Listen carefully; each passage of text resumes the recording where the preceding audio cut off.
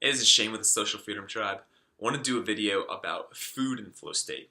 So at first this might not seem like it's really interrelated, but what I've noticed is that I have certain brain allergies and certain other people have different allergies. Maybe it's not with the brain, maybe it's with the body or something like that. But I have certain brain allergies and I've grown up with ADHD and I actually really think it's related to my social anxiety or the social anxiety I used to feel, maybe sometimes feel now, just in way less of a degree. But I've noticed that when I'm in a flow state, I don't really have that social anxiety, and that's because I really believe that it's this distribution of attention, this focusing of attention on the right areas. And my brain just feels different. It's able to focus more. And when I have that ADHD, I'm just not really able to focus, and everything feels like a brain fog, and there's just so much anxiety that comes from that. And I really think it's because in that inability to focus and have attention in the right places, there's this anxiety that comes from a disorganized brain. And that's really what I believed just starting when I started getting into flow state and researching flow states, because flow state just really is this distribution of attention that's in the exact right spots, and I wasn't able to do that before, and I also had high social anxiety. So when I started learning that different foods have different effects on the brain, it just blew my mind. And so I started really researching about different foods and going through different diets and testing things out. And so instead of really just giving, oh, these foods are what's going to work, I really want to say that everybody has different genetics and different things to have different effects on people. So rather than just saying do this and eat these foods, what I'd rather give is some way of how I found what worked for me, which was this ability to put attention into my body and this awareness on my awareness that says, after I eat this food, how do I feel? And how much am I able to control my attention? So if I eat a certain food and I feel into my body and I kind of notice that my joints hurt, then I kind of just start taking notes, like mental notes of, interesting, I think I see this pattern of every time I eat these foods, particularly grain-fed meat, grain-fed cow meat, I notice that I get arthritis. And I notice this a lot. I get pain in my joints and my fingers lock up when I eat grain-fed cow meat. Now, I eat a lot of meat, but I switched to grass-fed meat. And I've read a lot of articles and stuff like that, but mostly it's just I've actually tested it on my body and put my attention into my body and felt like what it was like. And so I also want to say that for the brain. So the brain is not, there's a blood-brain barrier apparently, but it's pretty thin, and the brain is actually really affected by different foods that we eat. And so I've noticed that I feel this anxiety when I'm not able to distribute my attention as well. And so different foods allow me to distribute and focus that attention easier, and different foods actually stop me. So I actually have a huge allergy, especially a brain allergy, to different gluten-containing grains. And so I'm fine when it comes to grains like white rice, if it's not bleached, but with different things like wheat and just things like that, I eat it and I'm not really able to focus as well. I'm not able to get into a flow state. I'm not as creative. I'm not able to do things. And so it's pretty interesting.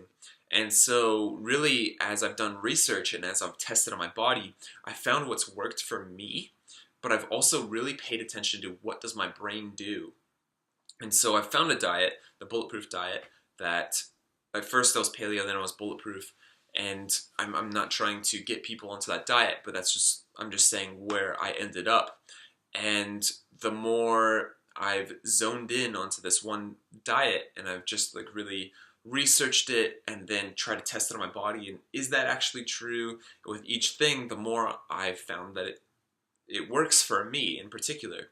And so, and we all have different genetics, we're all allergic to different things, and we also have different beliefs, so I'm not trying to get anybody into this. However, it's just a thing of testing on our bodies and seeing what it's like and seeing what our brain does with it. And so I've also noticed that there's a lot of moldy coffee out there, and when it comes to mold, my brain just does not work that well afterwards.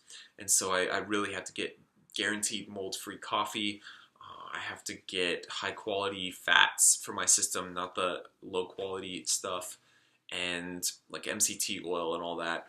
And I've also found out that, interesting enough, through my research, I found that garlic actually really boosts your immune system, but it also increases alpha brain waves apparently, and it kind of just messes with your ability to think and get into a flow state. So I took a bunch of garlic today because I'm actually sick and I'm trying to get over it. But I've noticed that it's actually hard to get into a creative flow state, and so I took this garlic and I came to my apartment kind of just to like write some rap lyrics, and I really wanted to spend some time writing rap lyrics to this music that I'm creating just for fun. I'm not really a musician as much, but it's just a fun way of getting into a creative flow state for me, and I really enjoy it. And I've noticed that it's just really hard to start, and so I really wanted to do a video just like kind of talking about how different of foods affect me and just kind of noticing it, because I don't want to say that it's just all us and we have to like all do that. There's a lot of different factors out there, including our environment and what we're putting into our bodies and a lot of stuff like that. So this is the new thing to kind of also pay attention to when it comes to flow states. This is like also what we're eating and how is that affecting both our bodies, but then also our ability to distribute and focus attention. And so it's just something else to look at. And I also wanted to say actually that even when we are eating these foods that aren't able to allow us to focus and distribute our attention, I think it's actually great to push through. And Steven Pressfield wrote the book The War of Art, and he talks about pushing through that resistance, because the creative muse doesn't gift those that are just kind of waiting for it. The creative muse only gifts those that push through that resistance, that the writers that show up every single morning, even if they don't have anything to write, and kind of just keep pushing themselves.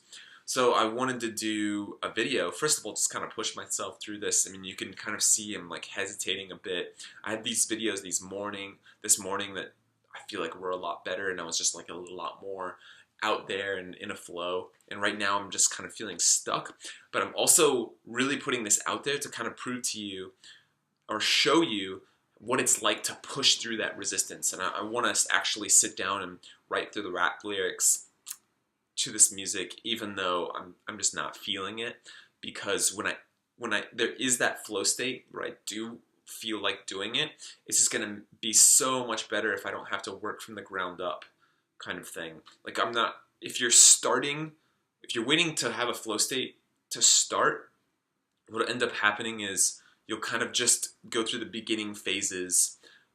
You'll waste that flow state basically.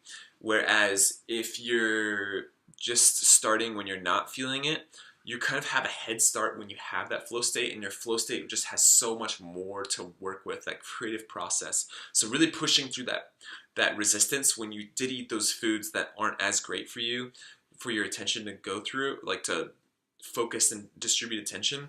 If you still push through that resistance anyway and don't use it as an excuse, you'll just notice that when you do get that flow state finally, it's just boundless, and it just goes way further than if you just didn't work while you weren't able to pay attention as well.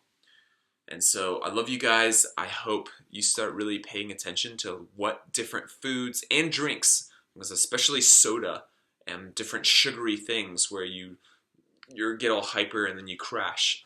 I really hope that we start really looking at a lot of the toxins and all this stuff that's really affecting our ability to pay attention, and just kind of push through if we do have those foods in our system anyway. And so that when we are feeling like we can pay attention, it's just way better. So I hope you take this to heart, and I love you guys, and have a great meal today, and love you. Peace.